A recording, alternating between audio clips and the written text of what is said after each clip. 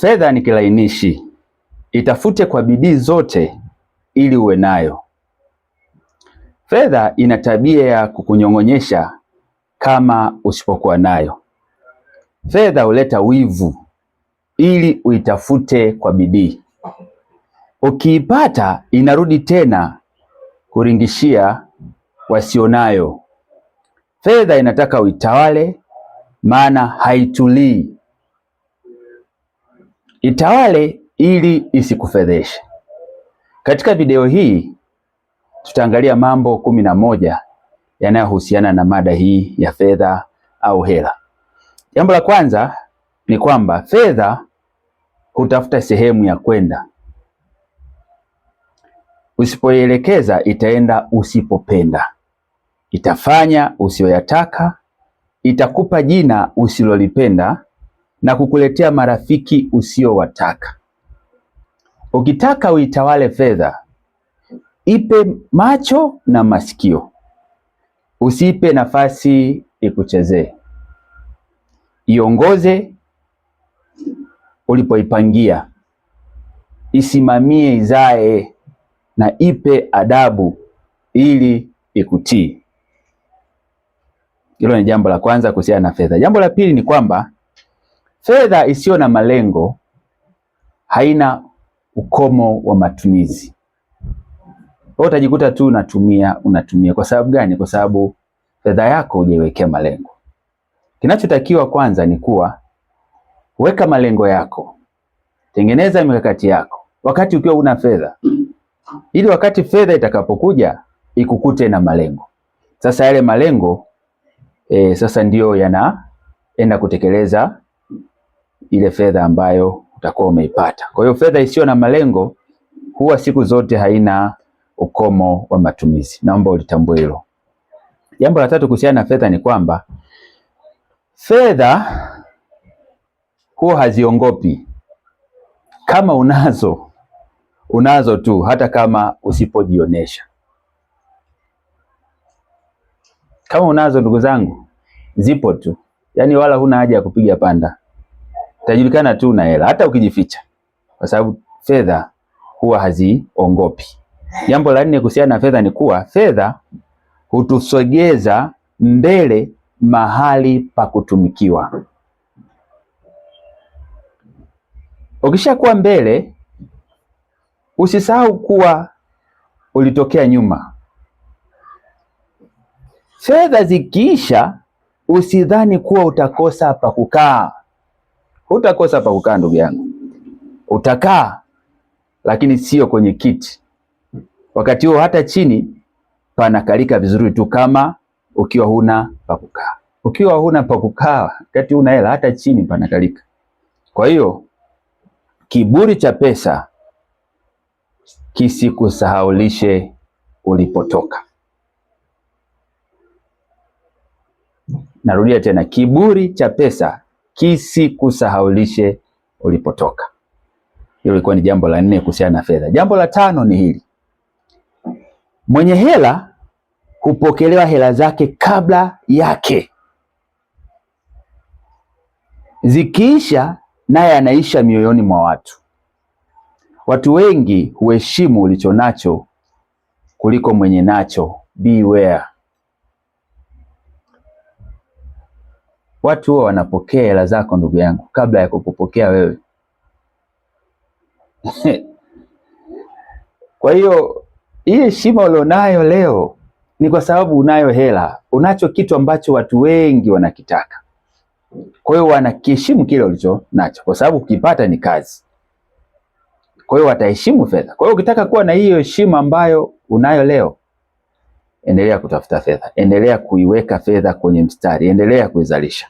Hilo ni jambo la msingi sana. Jambo la 6 ni kuwa yaani ukiwa na hela, hata ukiongea pointi. Narudia tena, ukiwa huna hela, hata ukiongea pointi unaonekana unasumbua tu. Ukigomba wakati hauna hela, unakuwa unawapigia watu makelele tu. Lakini kama unazo, hata ukinyamaza umeongea kwa sauti ya kusikika. Kama unazo, ndugu yangu, tafuta hela, maana hakuna aliyewahi kusifiwa au kupongezwa kwa umaskini.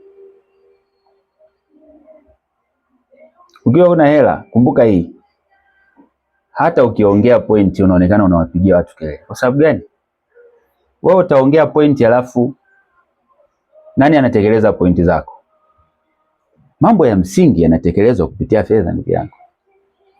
So ushauri tu, ukitushauri sana unatakiwa uoneshe nguvu ya fedha nyuma ya ushauri wako. Kama ukisema hapa tunataka tuweke barabara, hapa tunataka sisi tupanue fensi, sisi tunataka tuweke sisi geti jipya. Wewe ukienda kuwekea, ukiwapelekea watu mipango, sijui ni ndo kwenu huko mmeenda Krismasi, naelezea bwana hapa ng'ombe wanapita hapa, sijui watu wanakatisha hapa, ingekuwa vizuri tuweke fensi. Fensi ni hela. Hiyo lecture utakuwa unampigia nani? Kwa hiyo kama una hela, hata ukiongea pointi unaonekana unasumbua watu, kwa sababu ina maana unataka malengo yako hayo yatekelezwe kwenye bajeti za watu. Lakini ukiwa unazo, hata ukinyamaza unakuwa umeongea kwa sauti ya kusikika. Yaani hata ukitikisa kichwa hivi au hata ukifanya tu alama kitu fulani tu, yani gesture fulani, inaeleweka. Lakini hebu fanya hivi wakati una hela. Utakuwa kituko. Jamani, Mungu atusaidie sana. Jambo la 7 kuhusiana na mada hii inayohusiana na fedha au hela ni kwamba usipangie matumizi hela za watu. Wasipokupa utakacho, utajikuta unatengeneza chuki na kuwa kero kwao. Ndugu yangu, ridhika na ulichopata. Cha wengine sio chako, hata kama wamekuahidi. Kwa hiyo wewe umeahidiwa utapewa shilingi milioni 3, utapewa 500,000, utapewa 2,000,000 ya mtaji. Sasa afadhali hata wewe umeahidiwa, lakini tu mara nyingine unapanga nitafungua biashara ya mitumba, una hata shilingi 1. Hela utapata wapi ndugu yetu? Bwana, nina kaka yangu yuko Denmark, yuko Norway, sio na kaka yangu yuko shamba huko atanisupport. Wewe, kila mtu ana mipango yake. Ndio maana nasema usipangie matumizi hela za watu. Wasipokupa utakacho, utajikuta anatengeneza chuki na kuwa kero kwao. Sawa ndugu yangu? Hilo ni jambo la 7 kuhusiana na fedha. Jambo la 8 ni hili. Hili linafaa sana kwa wale ambao wako kwenye mahusiano au walio kwenye ndoa. Na ninapenda ni wahusie wanaume wenzangu kwamba mahaba hayaleti hela nyumbani bro. Mahaba huwa hayaleti hela nyumbani. Wanaume ni kazi. Mwanaume tafuta hela alafu rudisha moyo nyumbani, uone mapenzi yatakavyokolea. Mwanaume sio kutwa unalialia tu halafu utafuti hela, halafu unalazimisha kupendwa kwenye ndoa hiyo au kwenye mahusiano. Mambo hayaendagi hivyo. Lazima utambue kuwa rangi ya upendo inakolea zaidi inapokutana na fedha. Of course fedha sio upendo, lakini fedha inachangia mapenzi, inachangia upendo kuwa mkubwa zaidi.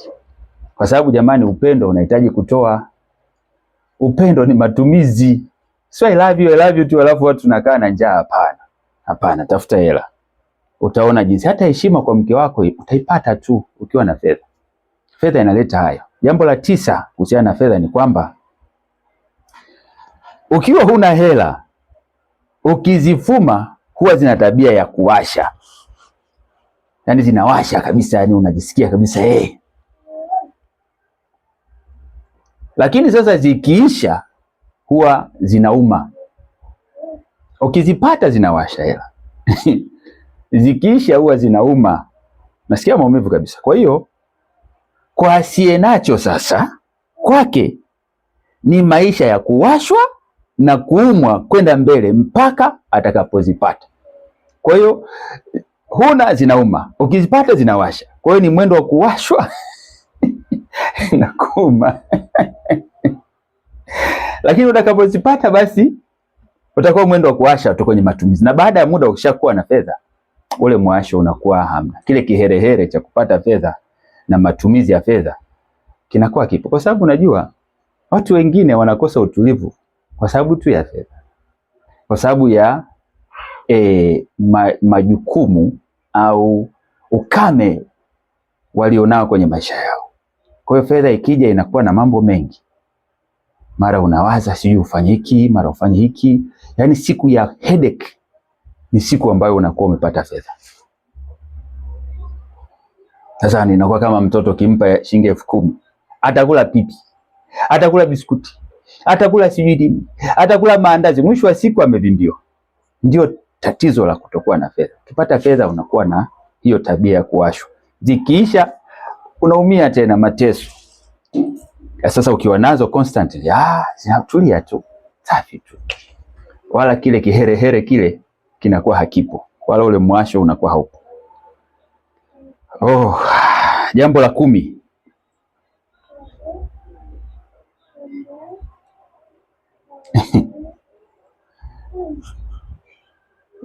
ni kuwa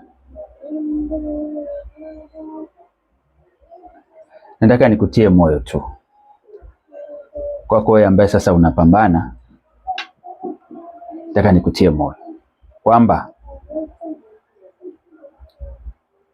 kuna watu Mungu amewajalia karibia kila kitu isipokuwa fedha kwa muda huu. Yaani ongea kwa utulivu kabisa. Kuanzia unapoanza kuwatazama mpaka wanapomalizikia, karibia kila kitu kimetiki, ila wana hela